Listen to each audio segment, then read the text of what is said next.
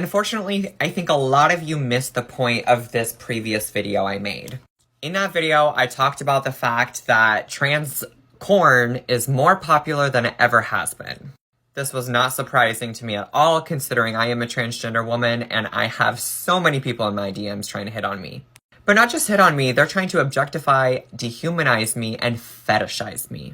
In that video, I continue to explain that visibility is a double-edged sword, because while more people are aware of trans people, more people are looking up trans content than ever before, there's also an incredible rise, incredibly large amount of anti-trans bills and anti-trans legislation being passed into our nation currently. There are over 300 anti-trans bills in the US.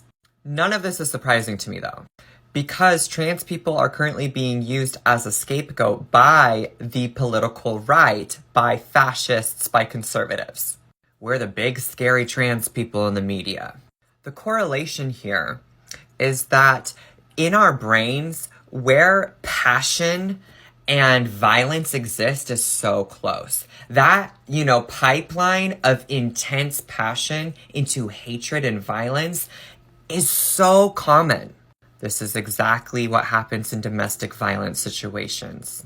People are so insecure and so afraid of their own attraction to transgender people that they would rather become violent and limit transgender people's rights than admit their own feelings of attraction towards us. Because it's super easy to fetishize us, be attracted to us, and objectify us, and then strip away our humanity. Because they're already doing it. This rise of popularity is the exact same thing as dehumanizing us. To equate us as nothing more than an object for one's desire is to take away and strip us from our humanity, from our rights, and to view us as objects simply for their pleasure, which makes it super easy to then take away our rights as human individuals.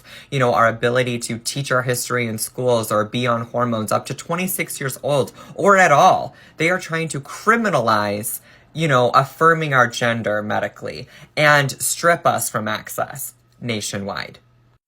Look back to your history. We are currently repeating it once again.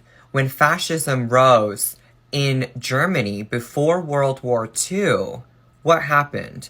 Did they start by attacking the richest, most wealthy, most successful people? No.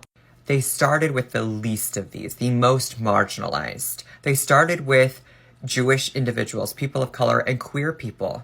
They're doing it again. The United States is doing it again.